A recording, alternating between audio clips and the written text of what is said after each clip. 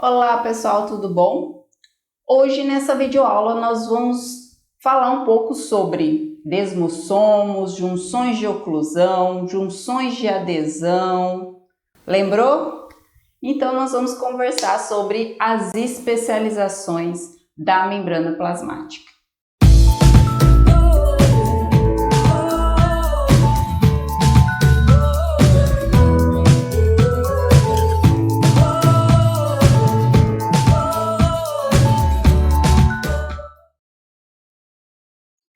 Bom, pessoal, então o que são as especializações da membrana plasmática?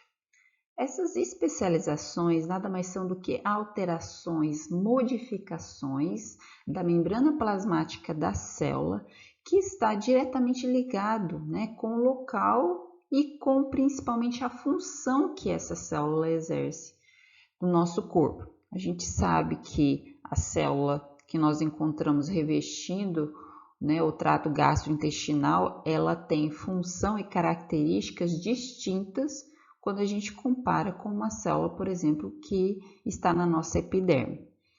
E essas especializações de membrana, elas são, em sua grande maioria, encontradas no tecido epitelial. Então, essas especializações de membrana são encontradas naquelas células, de revestimento, revestimento de superfície, revestimento de cavidades. E se vocês lembrarem da característica desse tecido, esse é um tecido em que as células estão muito próximas, praticamente aí coladas umas às outras, e que nós temos aí muito pouca matriz extracelular. E essas especializações ela têm diversas funções. A principal delas é a função de adesão, ou seja, de manter duas células bem aderidas umas às outras. E nós temos algumas especializações que nós vamos falar nessa videoaula, que é a junção de adesão, o desmossomo e o hemidesmossomo. Nós também temos especializações de membrana que, além da adesão, fazem uma vedação, uma aproximação muito mais íntima entre a membrana plasmática das células, fazendo que não tenha aí praticamente espaço na parte extracelular. E daí nós temos como principal exemplo a junção de oclusão. Nós temos também aquelas especializações que comunicam o citoplasma de uma célula com a outra célula. E o principal exemplo é a junção comunicante.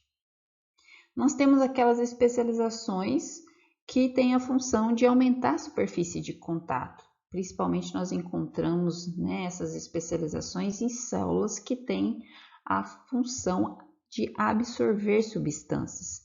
E o principal exemplo de especializações que nós vamos ver são as microvilosidades e os estereocílios. E ainda nós temos aquelas especializações que têm a função então de movimentação, E aí nós vamos ver um pouco dos cílios e dos flagelos. Antes de nós começarmos a falar um pouco, de cada especialização, é interessante que vocês lembrem em questão de polaridade da célula, ou seja, regiões, lados que nós temos numa célula, e aqui nós temos, mostrando aqui duas células epiteliais que estão revestindo. Então aqui a gente tem uma superfície, de uma cavidade ou de uma parte exterior. Nesse local aqui em que a célula, a parte de cima da célula, a gente chama aqui de domínio ou região apical. Essa parte dos lados aqui, em que uma célula está em contato com a outra, a gente chama de região lateral ou domínio lateral. E a parte de baixo, é chamada de região ou domínio basal. E está geralmente aí, no caso do tecido epitelial, acoplada aqui à membrana basal. Então, nós vamos começar falando das especializações de membrana que estão localizadas na região lateral e na região basal. Então, vamos falar da junção, ou também chamado de zônula de oclusão. Essa especialização de membrana é a que a gente encontra mais próxima da região de cima da célula, né, da região apical da célula. E aqui do lado direito nós temos representado essa especialização, no qual nós vemos em amarelo, né, representado duas membranas plasmáticas, uma de uma célula e outra de outra célula.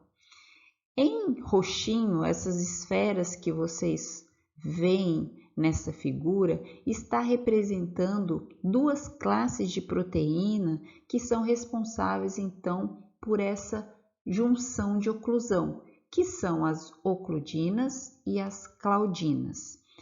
Essas duas proteínas elas se ligam, né, uma à outra e forma como se fosse um colar de contas, né, que estão distribuídas aí em 3 ou mais fileiras, e essa ligação, ela fazesse uma costura entre as duas membranas plasmáticas, né, das células aí adjacentes.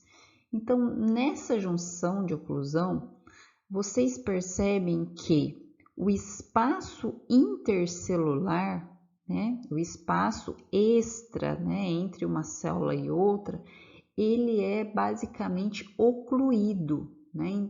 E isso impede a passagem de substâncias, por exemplo, né, nesse espaço.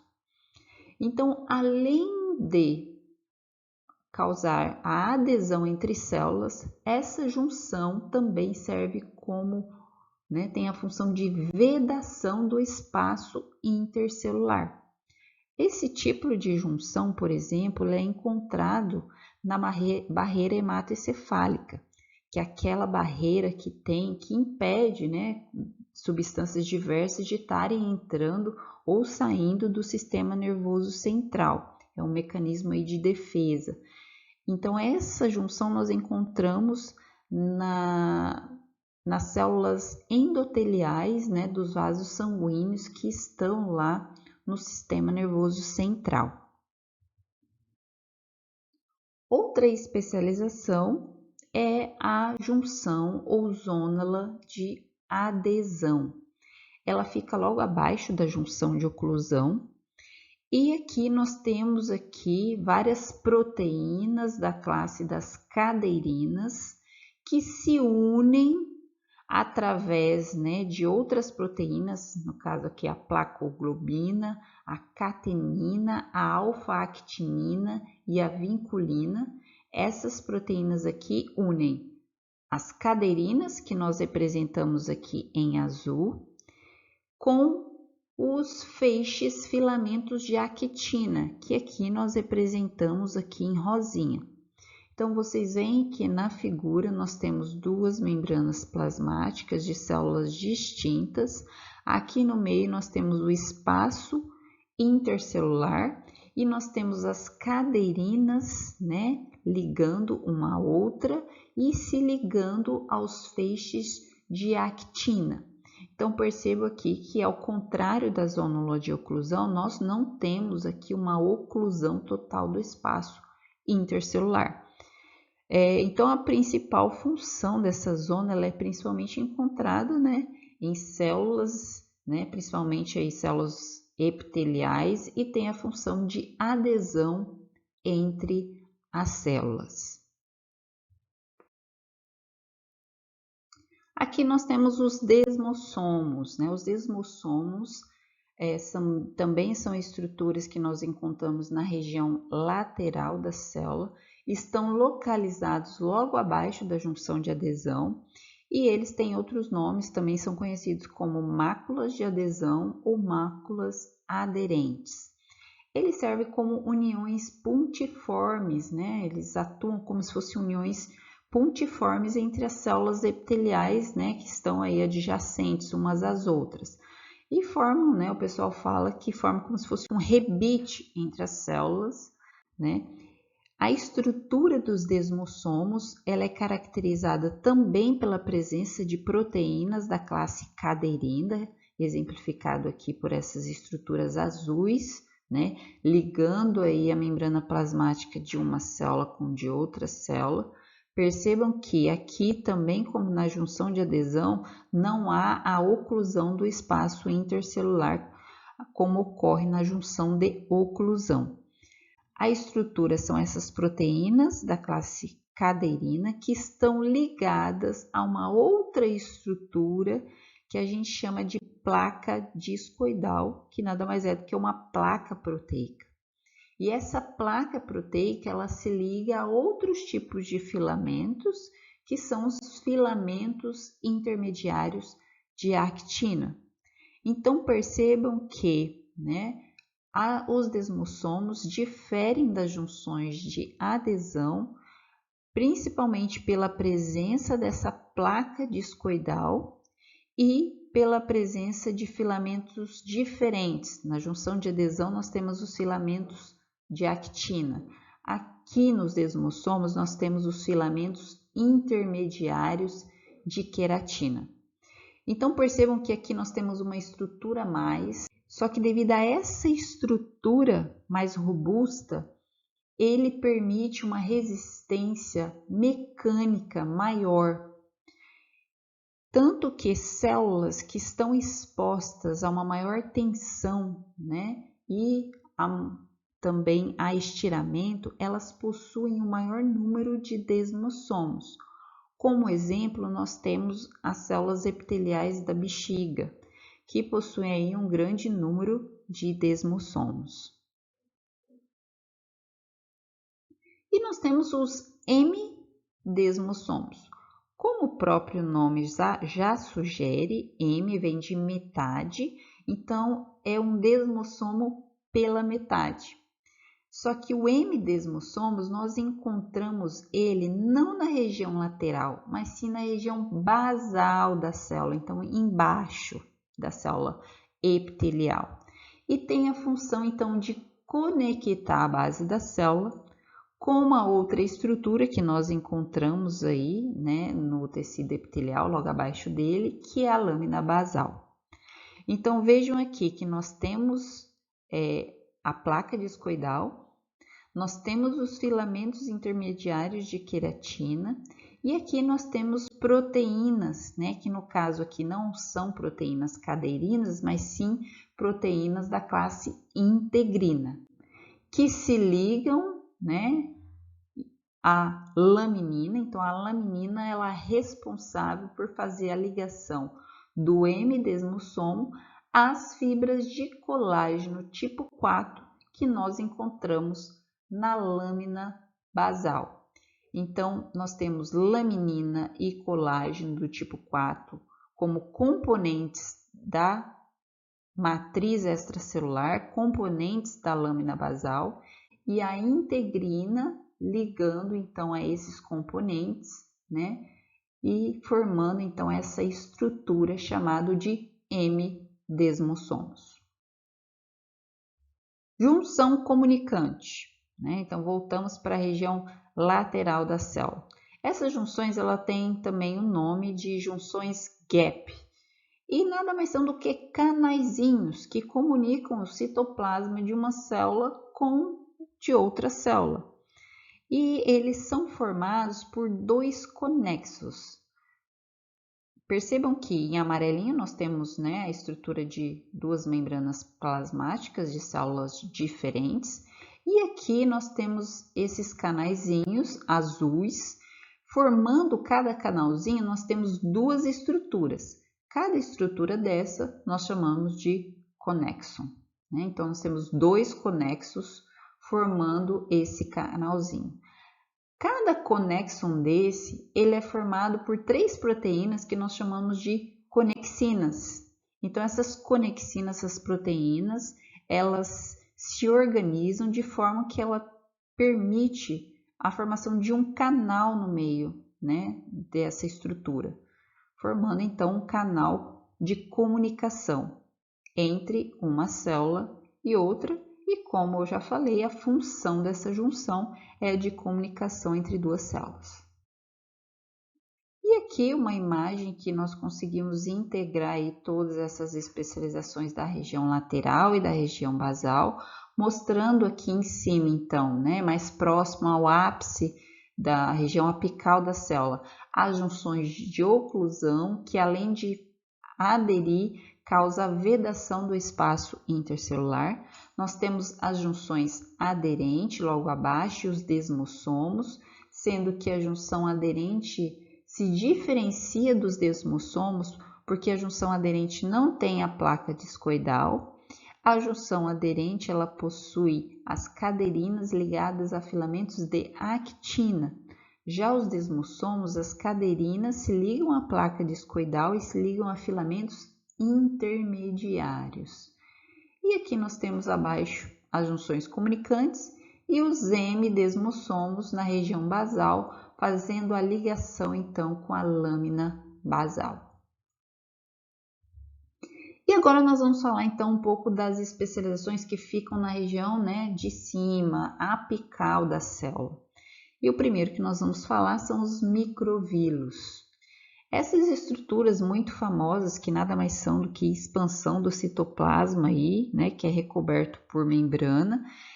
No núcleo, na região do meio desses microvílulos, nós encontramos aí microfilamentos de actina. E essa estrutura em formato aí digitiforme, né, a gente fala em dedos de luvas, encontradas e exemplificadas principalmente no tecido epitelial do intestino e dos rins, tem a função de aumentar a superfície de contato, né, do material das substâncias que estão nessa superfície com a célula. Essa função está diretamente ligada com a função absortiva destas células. Além dos microvílulos, nós temos os estereocilos, que são muito parecidos com os microvílulos, né? Eles são um pouco mais longos que as microvilosidades, também são imóveis e também têm a função de aumentar a superfície de contato dessa superfície do material que está nessa superfície com a célula. Os estereocílios, eles não são comumente encontrados no tecido epitelial, sendo que nós encontramos ele no epitélio do epidídimo, como exemplifica aqui a imagem, então lá no sistema reprodutor masculino, e nas células sensoriais da orelha interna. Nós temos também os cílios e os flagelos, né? Eles têm uma estrutura aí bem similar. Os cílios aí, ambos são móveis, tanto os cílios como os flagelos, sendo que os cílios nós encontramos em bem maior número, eles são bem mais curtos que os flagelos. E assim, cílios e flagelos, eles têm uma estrutura que a gente fala com dois microtúbulos, né? Então aqui nós temos formando essa estrutura dos cílios e dos flagelos aqui os microtúbulos. Então nós temos dois pares na região interna com 9 pares, né, de microtúbulos, né? E nós temos proteínas aqui, principalmente aí a dineína e a nexina, que conectam então esses microtúbulos. Então, aqui nós vemos, né, a imagem de um microtúbulo, né, eles são móveis. Os flagelos, ao contrário dos cílios, a gente encontra ele geralmente, né, se a gente pensar em célula humana, em corpo humano, a gente encontra ele lá nos espermatozoides. Então, é uma estrutura para uma célula. Ele é semelhante ao cílio em termos, né, de estrutura e número de microtúbulos, mas ele é bem mais longo. Ambos possuem função de movimentação. Então, aqui mostrando, né, do lado esquerdo, a imagem do epitélio da traqueia, em que nós conseguimos ver aqui a borda em escova, que é formada aí por cílios. Esses cílios no trato respiratório, ele tem a função principalmente de carregar o muco, que é produzido por essa célula aqui, no Czinho, que é a célula caliciforme. Esse muco tem a função aí de captar sujeira, resíduos que vêm do ar. Então, esse cílio ele faz a movimentação desse muco para fora do sistema respiratório, né, para ser eliminado. Então, eliminando e atuando aí nesse sistema para a limpeza, então, de resíduos que vêm através do ar. Aqui na imagem do lado direito, nós vemos a movimentação tanto do flagelo como dos cílios, né? Então perceba que os flagelos, eles causam um movimento que a gente fala helicoidal, né? Isso permitindo, no exemplo do espermatozoide, lá ele nadar e chegar até o óvulo. Aqui no caso dos cílios, já é um movimento para frente e para trás, né? Então levando aí substâncias, movimentando substâncias através do nosso corpo. E aqui, pessoal, nós temos as referências que nós utilizamos aqui nessa videoaula. Bom, pessoal, espero que vocês tenham gostado do conteúdo da videoaula. Se você gostou, então se inscreva no canal, curta essa página, faça seus comentários e continue conosco aí nas próximas videoaulas.